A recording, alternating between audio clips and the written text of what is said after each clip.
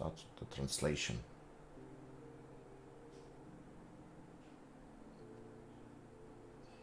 Okay, I think we're online.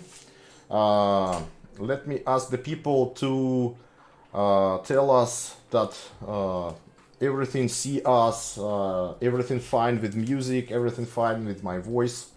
Today we have a live stream with Дэвидом Андерсоном, creator of Kanban method.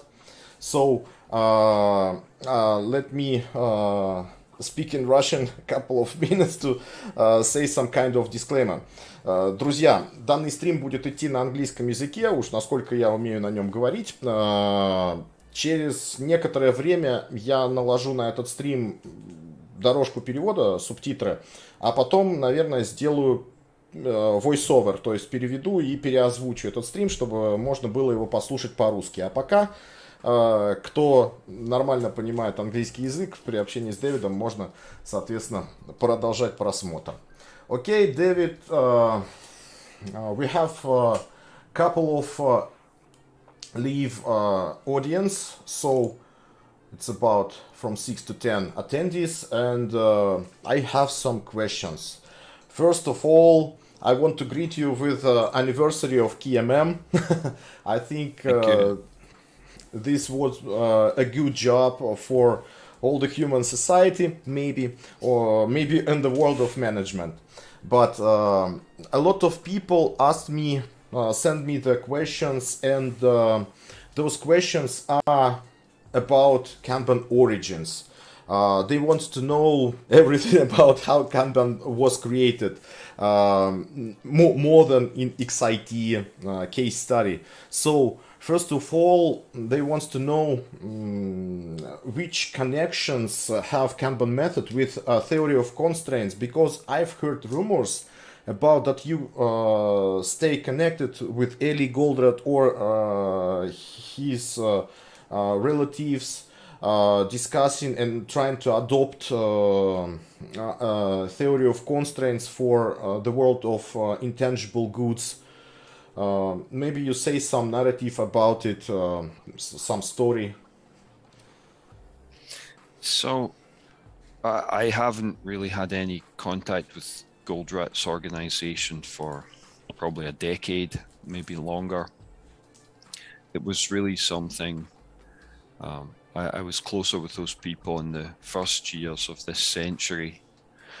I think the origin of these rumors, these opinions, comes from my 2003 book, Agile Management for Software Engineering. Mm-hmm. And that book tries to synthesize really three concepts: Agile software development methods, Donald Reinertson's work on flow of knowledge work, which appeared in his 1997 book, Managing the Design Factory, and the idea that professional services, knowledge work activities like software development, they represent some flow of information as we gradually learn enough to produce a working piece of software. And I recognized that felt very natural. The idea that we could have flow in software development seemed very natural to me. And when I read Eli Goldratt's book, The Goal, I realized they were talking about flow in physical environments. But if we replaced a unit of inventory, some widget in a factory, if we replaced that with the concept of some customer valued piece of software, so some token that represents requirements that the customer would recognize as valuable, so not system requirements, design requirements, architecture, but some customer valued feature, then we could track the flow of features through an organization. And we'd already been doing that with a method called feature-driven development, which I was involved in developing at a bank in Singapore in the late 1990s. So I recognized similarities between Don Reinertson's ideas, and I'd actually bought Reinertson's book while I lived in Singapore in 1997. And the management method, the software development methodology that had evolved at that time, feature-driven development, I recognized a similarity there. And then I thought, well, we can map the theory of constraints flow solution, which is known as drum buffer rope, onto that. And that gives us a mechanism for identifying improvements. And that was all pre-Kanban. This was 2002, 2003. The book was published in 2003. So that's the synthesis of ideas, primarily feature-driven development, Don Reinertson's work on flow, and the drum buffer rope solution from theory of constraints. Okay. And the idea that we would look for bottlenecks, right? So that's the background. But while I was writing the book, I was observing. By that time, I was living in the United States, and I was observing that departments and software development teams, many of them were resisting the installation of some sort of adapted feature-driven development method. And I came to realize that this pattern of resistance was common, and that it made logical sense that they should adopt a method and it would improve performance, but people were resisting for very human, emotional reasons. And my conclusion was I was writing the wrong book, solving the wrong problem. The real issue was we needed an evolutionary approach to improvement that was more tuned to human beings. And from that perspective, I moved on from the work in the Agile Management book and looked for an evolutionary approach.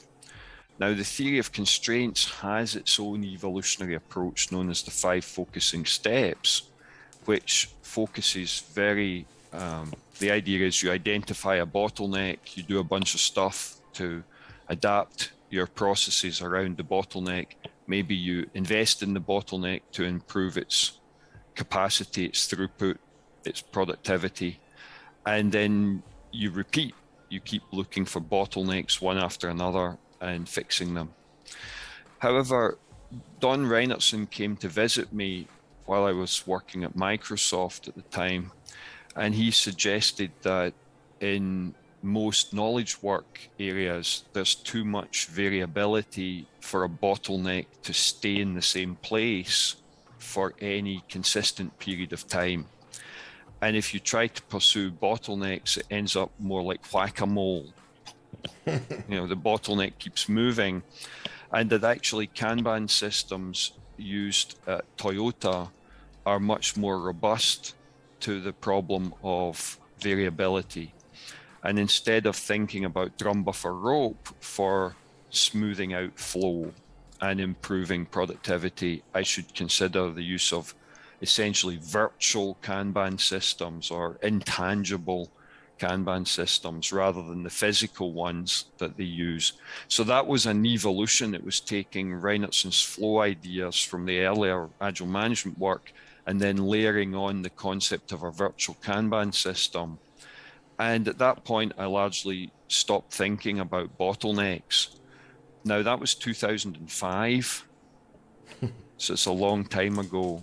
Yeah, so that the connection with the theory of constraints community is really very old.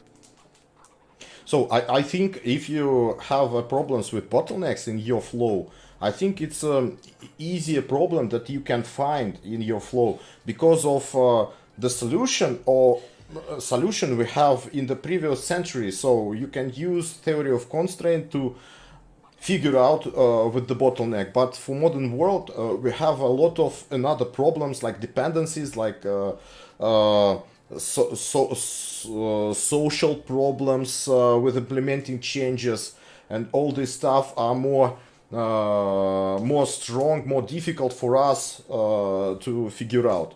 So another question, my second question would be about the name Kanban, because we have lean and we have an instrument Kanban inside them. And for now, a lot of people made mistakes when they speak about Kanban, so we need to ask them which type of Kanban you mean. You mean Kanban method or you mean Kanban from the Lean? So how do you choose the name for the method? Yeah, I think the answer is that I didn't really choose it. I didn't think about giving what I was doing a name. The whole idea was that we're driving evolutionary change, and a key thing that people look for is predictability. To get predictability, you need smooth flow. And to enable smooth flow, we need a virtual Kanban system. But it turned out that Kanban systems had a hidden property, that a hidden effect on human beings, that when you limit the amount of work people can do, you have Kanban tokens and say there's 10, you can only have 10 things in progress. So now you have to decide which 10 things do we work on now, what other things wait until later, and if later, when, what things are coming soon, what things can wait till much later, and recognize there are some things we'll never ever have capacity to do, therefore we don't do them. And that type of decision making is stressful, puts humans under stress. And when humans are put under stress, as long as it's not too much stress, it causes them to start thinking differently, to become innovative, to think out of the box. And therefore it turns out that Kanban are stressful, and we need stress to drive an evolutionary approach to change. And it wasn't until much later that I discovered that Taiichi Ono had largely said the same thing about physical Kanban in Toyota factories, that Kanban was the heart and the driver of their Kaizen approach. So we were using virtual Kanban very much in the same way that Toyota was using physical Kanban. Yes, they use them for smoothing flow in their factories, but they also use this side effect of this triage of what do we do now, what waits until later, and if so when, and what do we not do at all. That drives their continuous improvement, their evolution, and it's the same for us.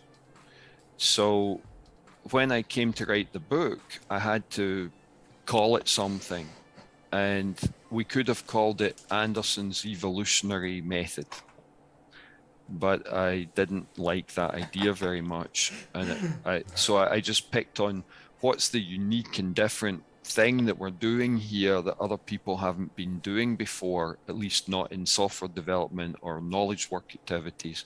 And that obviously different thing with a weird Japanese name was Kanban. Yeah, I think we have a very huge answer to this question, and I think for now this question is closed and everything is clean about the name. So next question would be about queuing theory. A couple of years ago when we was in London and I took a class, AKT, and you've been in this class with who was the director? Probably Helen Meek, maybe. Yes, Helen Meek provide this class, and who was the principal of Kanban University, not a Todd. Maybe Janice. Janice Depends with how Janice. long ago, yeah. So I remember that you mentioned that there is no queues in Kanban, and since these years, during my consulting activities, I saw a lot of systems without queues because of if you have queues, everything would be very easy. So can you say some speech to our audience about queues in intangible goods production, maybe because in modern world we don't have queues, I think.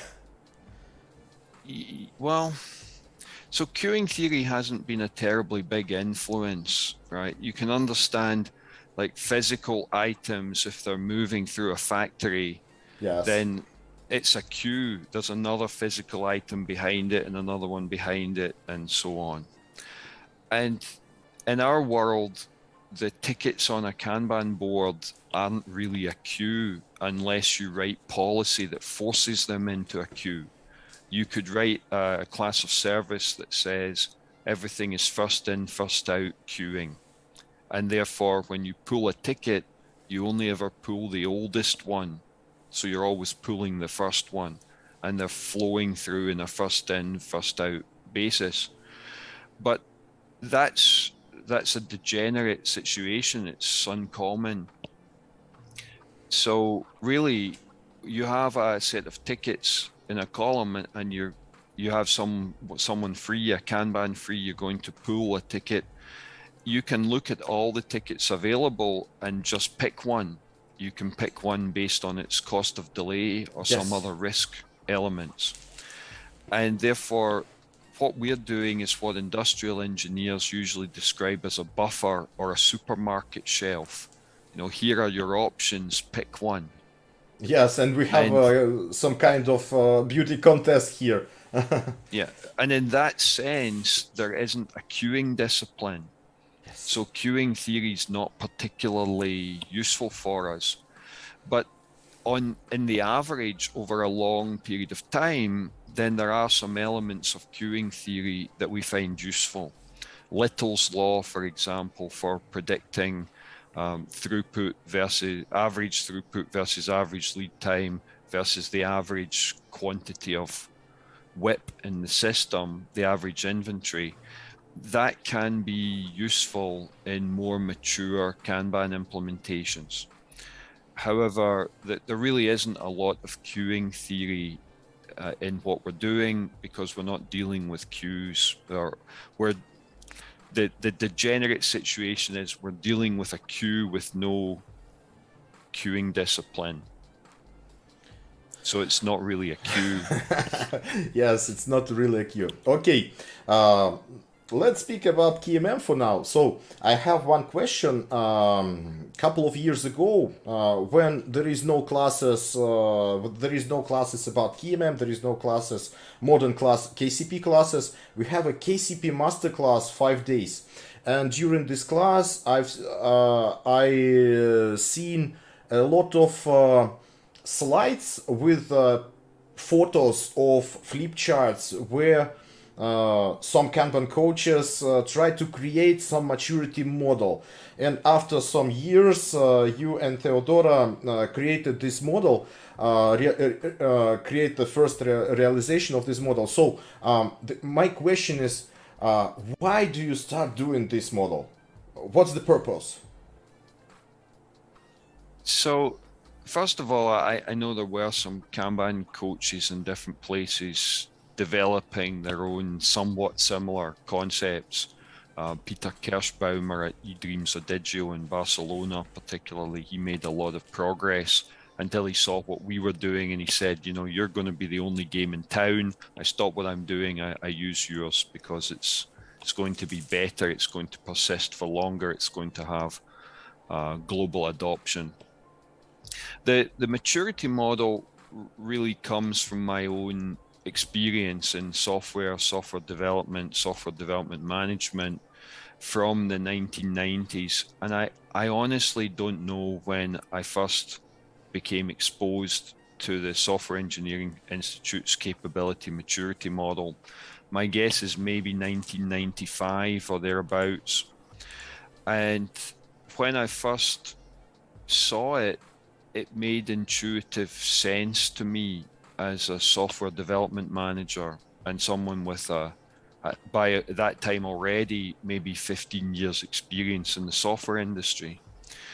So the whole concept that organizations can be chaotic and then gradually you get the chaos under control, and as things become under control, you become more predictable, you spend less time fixing quality issues, and the less time you waste on putting out fires and fixing broken stuff, the more time you have to start thinking ahead. So an organization becomes less reactionary and a lot more predictable and a lot more anticipatory. And that also enables managers to think at a larger scale, and therefore you can do much larger projects and initiatives effectively within customer expectations. So the maturity model made sense to me. Then some years later, maybe almost a decade later, when I went to work at Microsoft, they asked me to work collaboratively with the Software Engineering Institute, synthesizing Microsoft's solution framework method with the CMMI, as it was called by that time.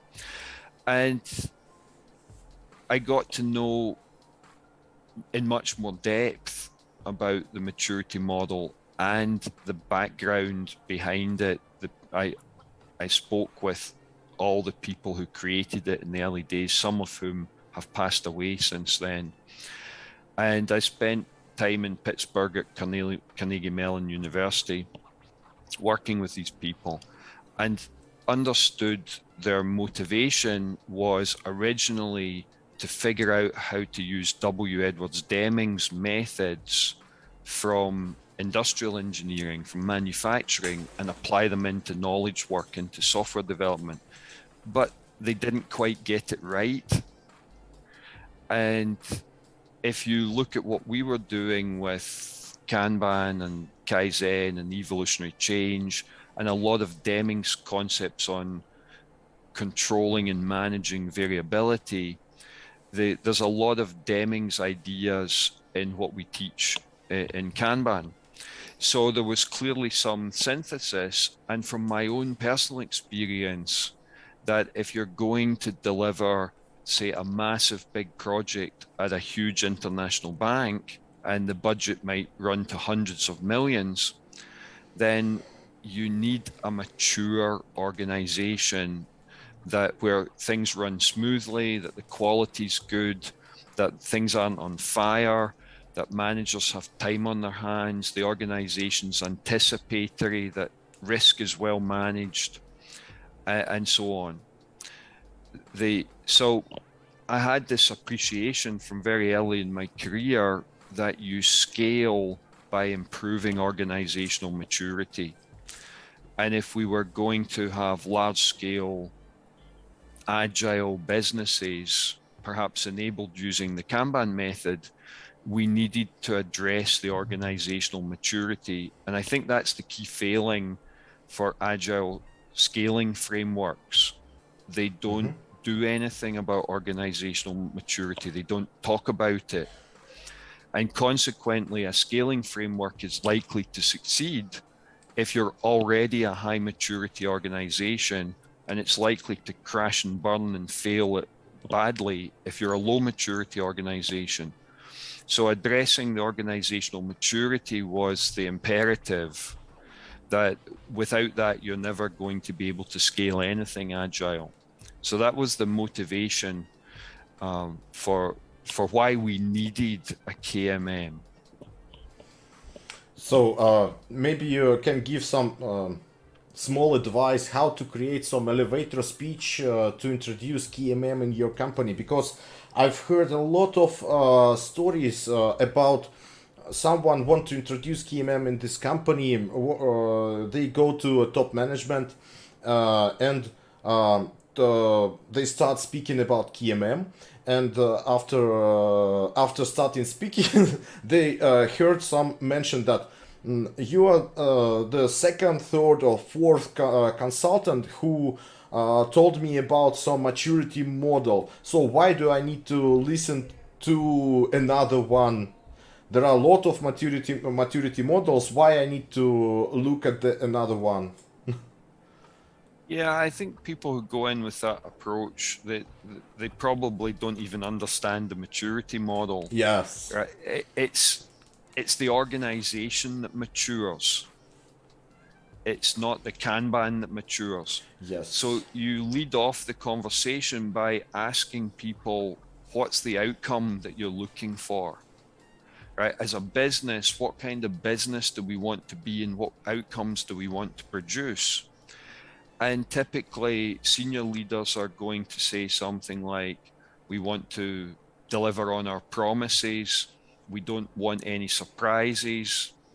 We want to be able to do things at large scale effectively. And so you hear those things and you say to them, so we don't want anything to be on fire. We want the quality to be good. We want to be anticipating things that could go wrong. We want to have plans in place just in case those things go wrong. And we want you as executives to be able to keep the promises you make to our customers. Yes. And what you've just described is maturity level 4. Yes. And really what makes our maturity model unique, there are several innovations in it, but the key and most important innovation is that it's outcome focused. So the different maturity levels are defined by the outcomes that you can achieve as a business. So your executives have just described a maturity level 4 organization. Now you show them that. And then you hold a mirror up to your current level of performance and capability, and you show that's probably level 1, maybe level 2. And then you show them that on the model and you say, you have level 4 aspirations and we have a level 1 or 2, maybe even 0 organization. And the reason you can't deliver on your level 4 expectations is because we're a level 1 organization. However, don't panic, because we have an entire roadmap for how to take level 1 organizations to level 4. And if you want to achieve the outcomes you've just told me that you're looking for, we need to follow this path. That's the elevator pitch. Sometimes I've heard the mentions that I don't want to know which level I have for now. I want to be in a 6th level, so here's the money, and where is your plan of implementation, and how many time you need to spend to implement the ML4, ML6. Well, it's not a terrible attitude for a leader. It's a little bit of abdication. Abdication, just saying, you take care of it. And for someone to say, I want to be level 6, is that their ego talking? Do they really need to be level 6?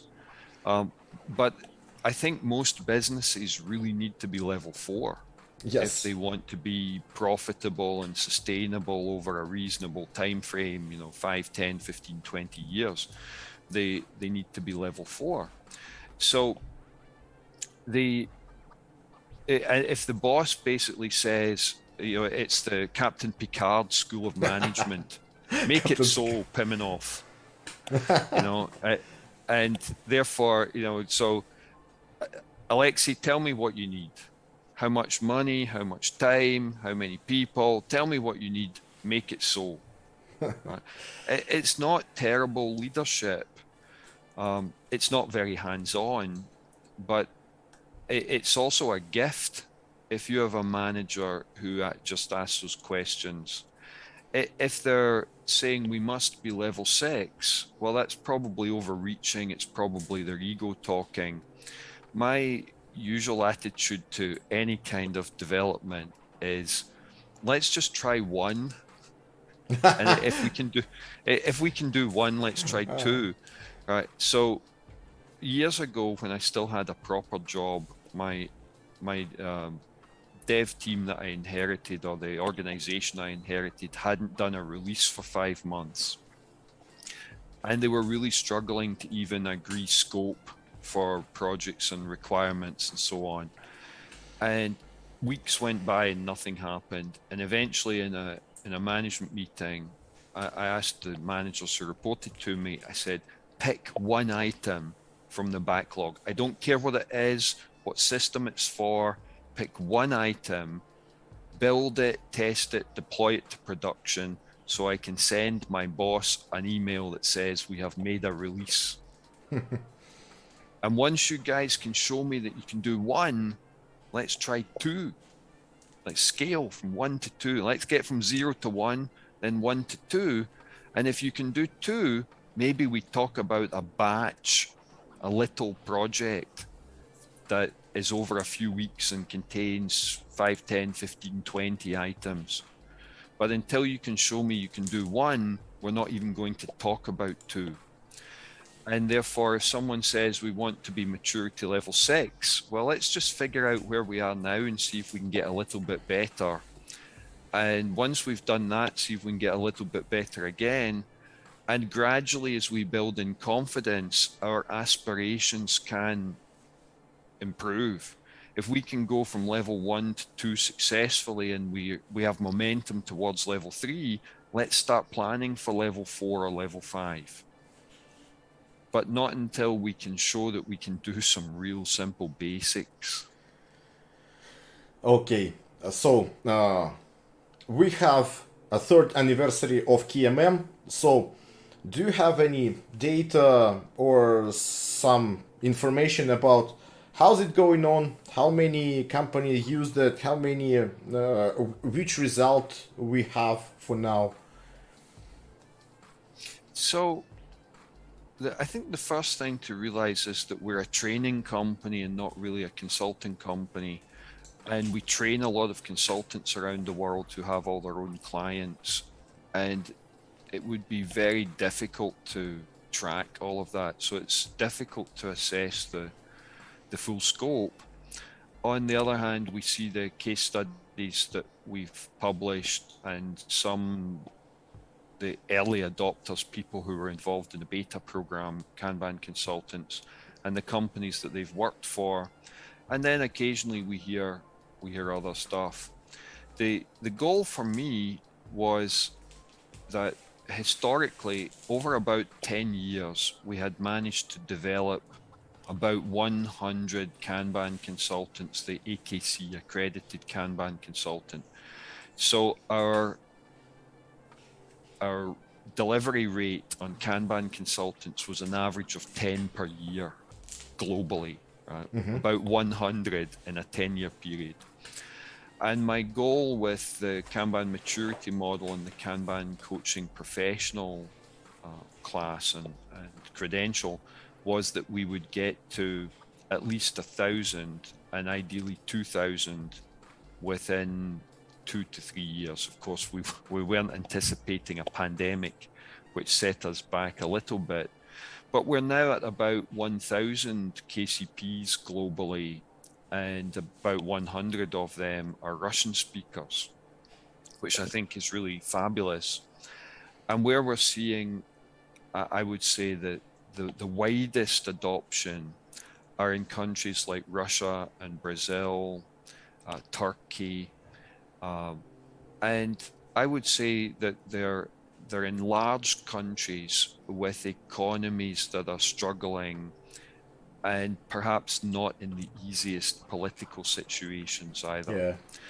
And consequently, companies have to be very careful with their money, and individuals have to be very careful with their careers and their job security. And this really focuses minds on, if I implement something, it has to be low cost and it has to work, it has to be very effective. Where we've not been so successful is in rich countries with very rich companies who can afford to waste money doing agile scaling frameworks when they're not necessarily ready for it. But we've still had plenty of adoption in the German-speaking part of the world, as well as Spain and some in Canada and the United States.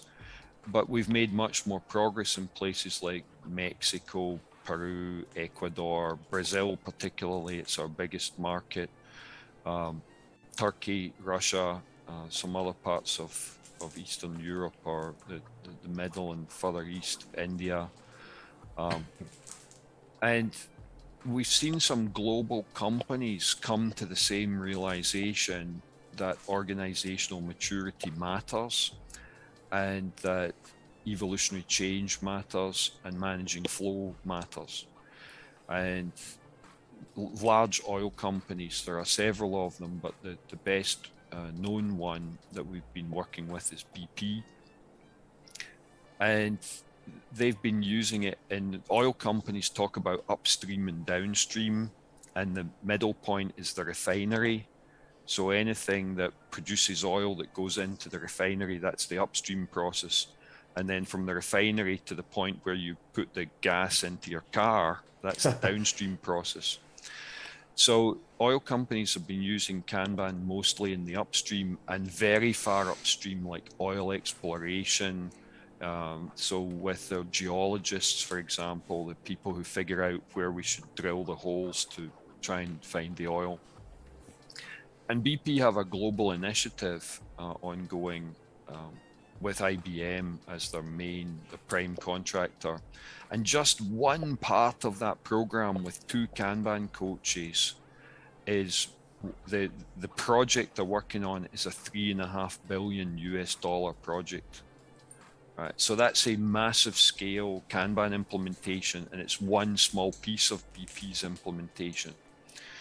So we've seen adoption at companies like that, banks like BBVA with the case study we've published, big industrial companies like Cemex, travel companies like eDreams Adigio, or I've forgotten the name of the Mexican one that's based in Cancun.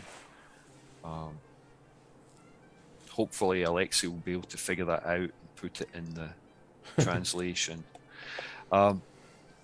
So it's been really quite a broad range of companies and a large, broad range of industries. I think the common factors have been, we actually need to show progress. We need real results, that there's accountability in those organizations. And often they're businesses where the knowledge work thing is relatively low maturity, and the rest of their business is historically reasonably high maturity. And therefore these, let's call them modern professions with the intangible work, they need to come up to the standard of the rest of the business that's been a physical environment. And that's the pressure they're under. And economics and politics and global pandemic have focused minds to drive that to happen. In your previous speeches, you've mentioned that Huawei company used Kanban method a lot. Did they try to use KMM for growing their maturity, or some other Chinese companies? So Huawei, we were working with them really before the KMM had fully matured, so it wasn't really a thing at the time. Their approach was to develop their own internal tooling and then run some pilots, 3 layers of pilot programs. The largest one had 14 business units and 5,500 people. And then once they had proven it worked and it produced results, take the tooling they developed and roll it out across the whole organization. Right, so essentially embed what otherwise I would want to be management training, embed that functionality into the software tooling. And in recent years, the relationship between the West and China hasn't been so easy, and we've lost track of what's going on there. But I fully suspect they did roll the tooling out to 98,000 people. How well that has worked, we don't know. But at 5,500 people, they'd produced about an average of 25% productivity improvement at that scale. and they were viewing the value of that as that's 1,250 software engineers we don't have to recruit.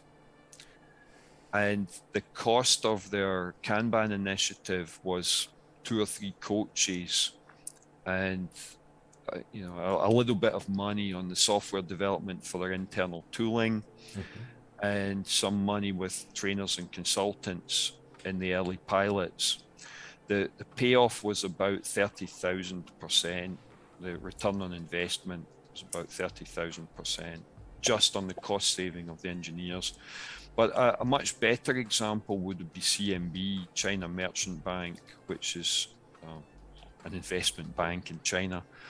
And they were a CMMI maturity level 4 organization who rolled out Kanban and some of the maturity model. And they, because they're already level 4 organization, they were able to run a side-by-side experiment of doing Scrum versus implementing Kanban in some other parts. And their conclusion was that Kanban produced better results faster at 1/150th of the cost. That implementing Scrum was 150 times more expensive and produced poorer results. Yeah. Okay, let's go to the next topic. So, a lot of people look at the KMM, follow the classes, try to buy the book, but the book is pretty expensive, and with delivery to Russia or Ukraine, it becomes more expensive. So we have another solution, and I think the spread of this solution into this country is not so huge, and you can blame us, the Kanban trainers, for this. I think this is our point, but maybe you tell us something about KMM Plus. What does it mean? What kind of product is, and why I need to use KMM Plus instead of buying a Kanban book? Maybe some advice how to use KMM Plus properly. Yeah, first of all, yes, the book is expensive, right? It's more than 500 pages. It's printed in full color, and even just shipping, it's heavy, right? Yes. So to pay to ship it around is expensive, and there's only a limited number of places that we can print it. The United States, the United Kingdom, Brazil. And to make it cost effective in a lot of countries, we'd need to be printing it locally, but that wouldn't make sense if it was in English. And the volume of sales, who knows, might only be a few hundred copies. The physical book does have a value, and we view that very much as a reference book for professionals, for Kanban coaching professionals, accredited Kanban consultants. And sometimes there's a value in walking into a room and dropping a heavy book on the table. if it's normal times when everyone's it's a sitting social at the effect, table. shocking effect, Yeah. social effect. Like we have a body of knowledge on how to do this. Thump. Yeah. Okay. Right. So, or you leave it on your desk or on your shelf, and people come past, and they recognize that this is a profession, and that the professional knowledge is in this book. Teodoro Borzeva's daughter refers to the book as the Kanban Bible because it's of a similar weight. So the physical book has some value, but we recognize that it's not very accessible to people from poorer economies in the world, or where money is tighter. That in the rich Western Europe and North America, it's a reasonable solution. But outside of a small professional community who are buying the book as a professional tool, it's not very accessible. We needed a more accessible solution. And we have bad experience historically with electronic publishing. We don't make any money from it, and we've no idea who purchases the ebooks. We have no way of having any kind of relationship with them, and it's also not very easy to issue upgrades and extensions and so on. So we created KMM Plus. KMM.plus is the URL, and that it's a service that gives you access to all of the content, and it's the latest versions of the content.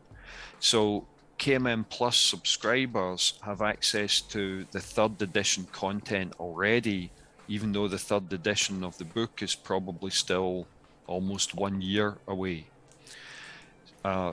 So you get early access to new material, and it gives us a platform where we can interact with the members, that we can learn more about what are they doing with KMM, what's their purpose for having a subscription, what are they looking for. We can also observe their behavior, which parts of it are they accessing, which parts are more accessible to them. And we can start to layer on additional services. The tier 2 version will have, we're launching very soon, has videos and video tutorials and animation tutorials. Tier 3 will have additional tooling like a KMM appraisal tool and other tools that are useful for coaches. And the 4th tier becomes a marketplace for end users to find a suitable Kanban coach and perhaps create some connection. Along with the appraisal tool, what we've realized is companies want to be able to do sort of a self-appraisal and print out a certificate. That we found consultants who've asked us, my client or my employer wants me to have Kanban University validate my plan. So the idea is to have the appraisal tool provide that capability so that you can input the current appraisal, you can input the suggested plan and improvement details, and perhaps we do the validation with a concierge service where an AKC takes a look at it and provides a stamp of approval, some validation. So these are all the exciting things that we're doing with KMM Plus in the next year or so. And since we implemented it, it's about more than a year ago now, it's really revolutionized our thinking, and it's revolutionized our relationship with the end users, people who were buying books in the past, ebooks, and we had no idea who they were, where they were, what they were doing with it. So KMM Plus provides really low cost general access that corporate accounts, hundreds of people in a company could have access to the content, and you don't all, perhaps only one coach has the physical book. And meanwhile, we have a much better understanding of what people need, what they want, how we can serve them better. So it's a win-win. I think it's very interesting. So we have a lot of advantages, and I've never thought about advantages of physical book in this way. but our listeners and viewers in the chat mentioned that they used the weight of this book for shocking people. So I think we spent almost 1 hour, but I have another question. Maybe can you share some plans? We've listened plans about KMM Plus.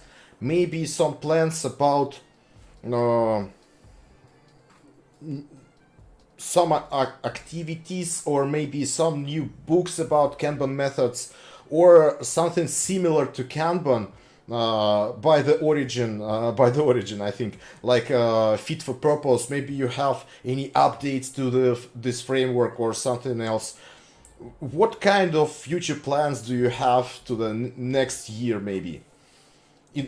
So as I just mentioned, that we have significant development plans for KMM Plus. It's for KMM Plus. We have the tier 2, which we've launched with the video tutorials. We'll be investing more in that. We're going to continue to translate the content into other languages. We recognize that for the Russian market particularly, we need Russian language. So gradually we'll be translating, and perhaps we'll create a community system where we can crowdsource some of the translation work. So there's more investment there. Get the content translated, provide the content not just as reading material, but as video or animation tutorials. We're looking at appraisal tools and tools that will help coaches get their job done. And then the idea of KMM Plus is a marketplace for connecting experts and coaches and consultants with clients. Would this platform have some kind of chats or threads for discussion? Yes. If it's some platform. Yeah, we haven't figured out all of the feature set at this point, but these are this a vision for what we're doing there. And the KMM 1.3, which will largely be an incremental improvement on 1.2, so not a lot of revision to the existing 1.2 material. But 1.3 will have the leadership maturity model, all of our new leadership material, the appraisal method, and then of course the tooling to support that on KMM Plus. Those are the two main additions for KMM 1.3, the leadership material and the appraisal method. And then some stuff that we deleted from KMM 1.2 that was focused on projects, programs, and portfolio management, we're adding that back, but at a much higher quality level, a much greater level of fidelity. So, and probably as an extension module, the KMM extension for PPPM, project portfolio and program management. Program management, yes. So those are our main plans that I can talk about at the moment.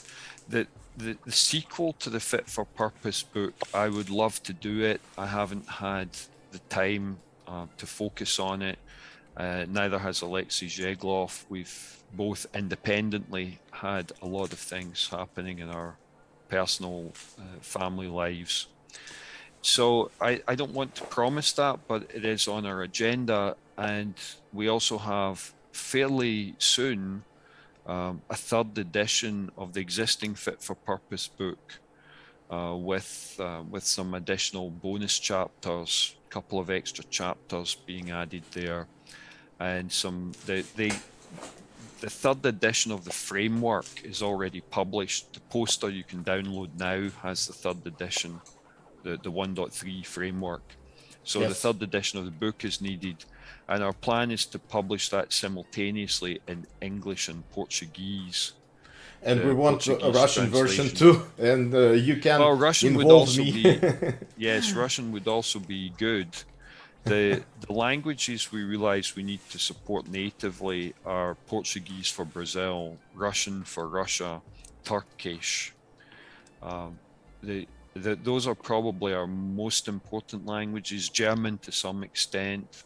A lot of DACH region people do speak and read English, but German translations are popular in that market. And of course, Spanish, not just for Spain, but for all of Latin America. But Portuguese and Russian are our main focuses for translation work. But we have such a huge quantity of material that needs to be translated at a very high standard by someone very knowledgeable in the subject matter. So it takes time to produce high quality translations. We could do crappy, bad translations quickly, but I don't think that that's serving the market. I have some thoughts and some actions to buy out the rights of the Blue Book of Kanban, Russian translation, and republish it with the proper color, with the proper picture on this cover. Yes, I know that. So many of my Russian friends would love that to happen. Have you seen Mike Burrows' book, Russian Mike Burrows' book version? No? I haven't, no. I'll show you. This is Mike Burrows. The name of this book is Kanban Method, not Kanban from the inside. I see. Okay, so that's confusing. But it's a good book, you know, so I'm sure it's still helpful. Yes, and I struggled with the marketing guys from this. I helped them with this book, and my last name is here, but I can't stop this activity. I can't stop changing the names. I can't stop changing the pictures and covers. So, and we have one activity. We want to create audiobook, Blue Book of Kanban audiobook in Russian, because this book have a lot of narratives. So I think this would be a great idea, maybe. And we speak about this with marketing of Kanban University. So maybe we finish this project next year. Well, yeah. Well, good luck with these things, right? I'm sure it all helps. Okay. We have a couple of minutes here, so people who listen and watch us online, you can ask the question to David. I think in chat I translated into English. Translated. My English is not so good, but I can figure out with this. So if you have some questions, you can ask David. We'll wait for a couple of minutes. We don't have a lot of online audience here. It's about 20 attendees, but the amount, how many people open up this stream, it's about 500. So some people join us, some people close this video, maybe. Some people mentioned that this stream was has very interesting content, but there are not a lot of online auditory, and I think a lot of people watch this stream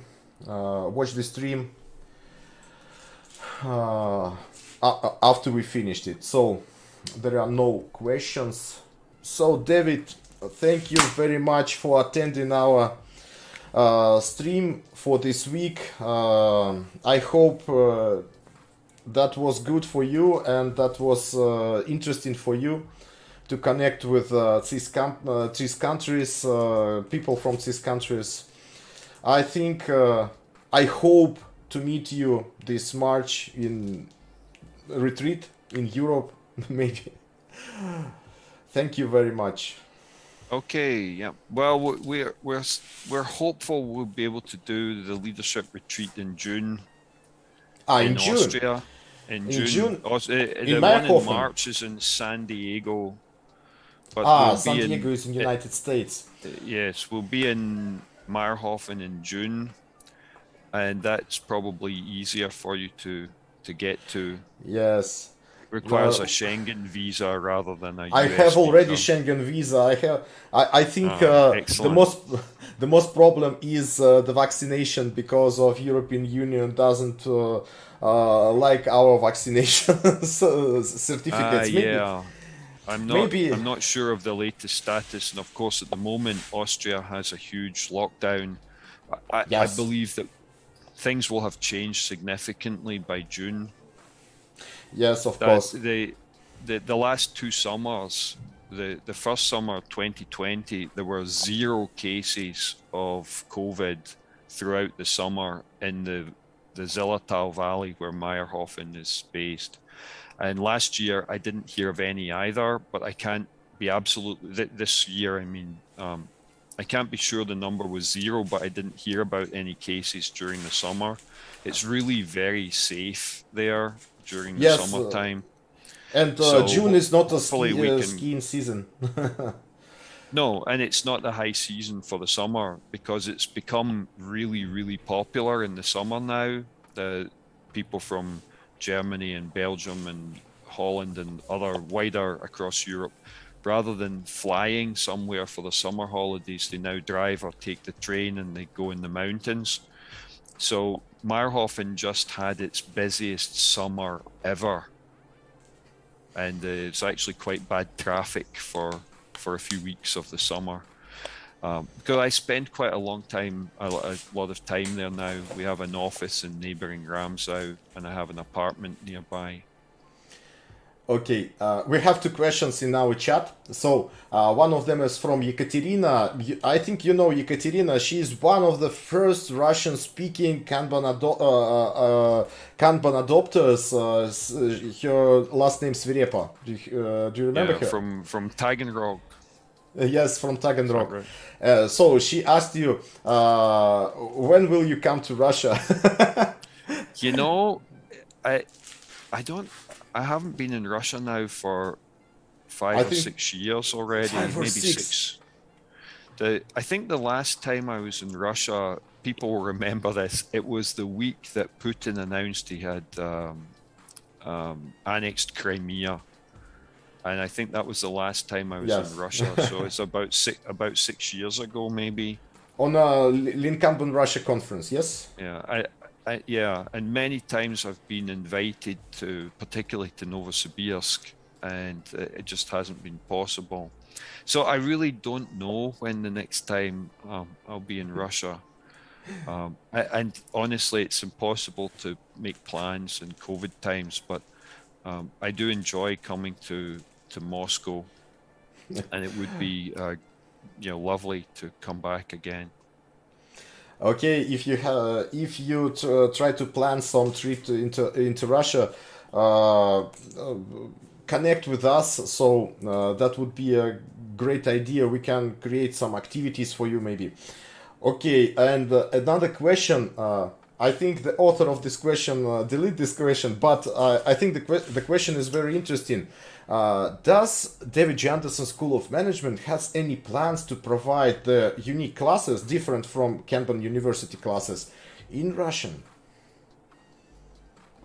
So, could we put our classes in Russian? That's a factor of having a suitably qualified Russian trainer. And we already do to some extent. The Fit for Purpose class is offered by Alexei Zheglov under our brand, and he could be doing that in Russian. The newer classes... David, a couple of months ago, I have opportunity to provide a Fit for Purpose class. So I co-trained it with Alexei. So people from Kanban University allows me to provide those classes, and I've already provided this one. So we have another one, Fit for Purpose training in Russia. Really, our model is to develop new classes in the School of Management, and of course, often with me teaching and in the English language. Okay. And then once the classes mature, we start to scale it out to the Kanban University network.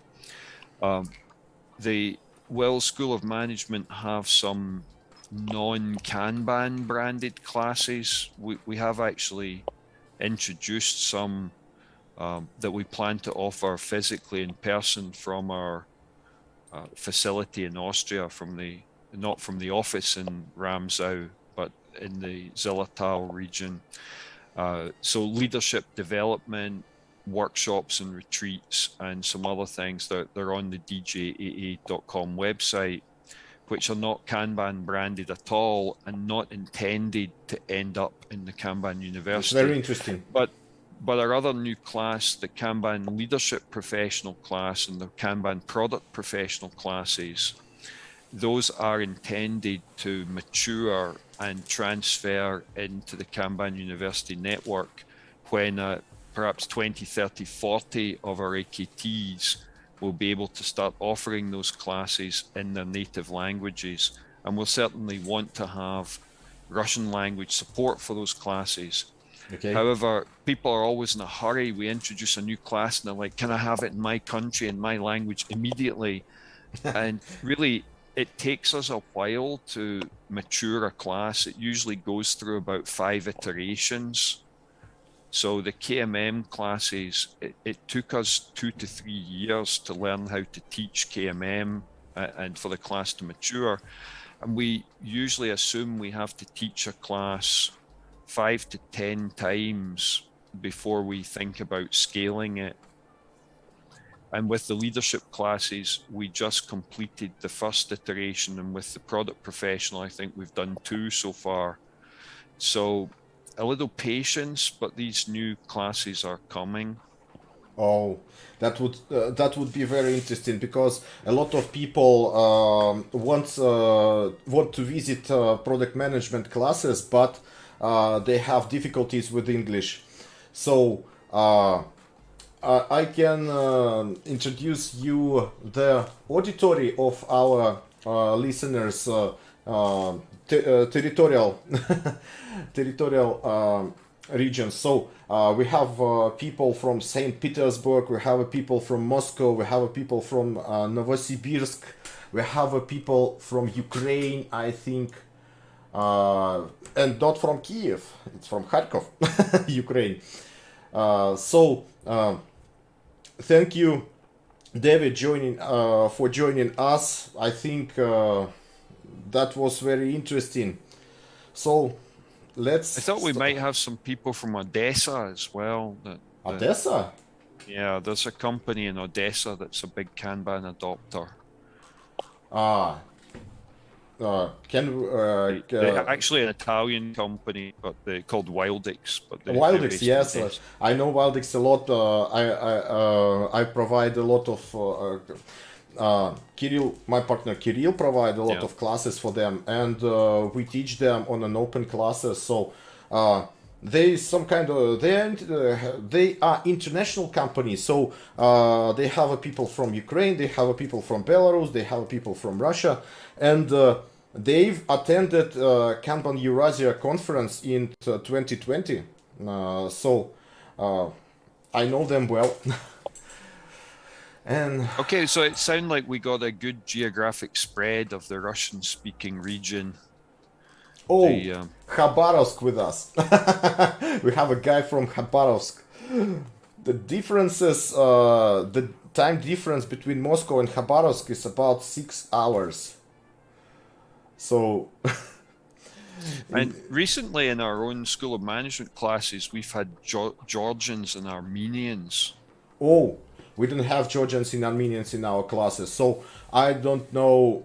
I don't know anything about the development of Kanban and KMM in those regions.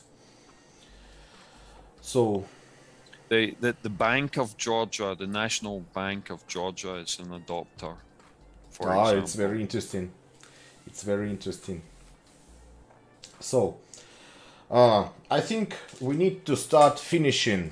I think our stream was very good. So, let's say goodbye to our audience, David. Thank you, everyone, for Thank you, listening. everyone. And I stop the translation. Okay. We've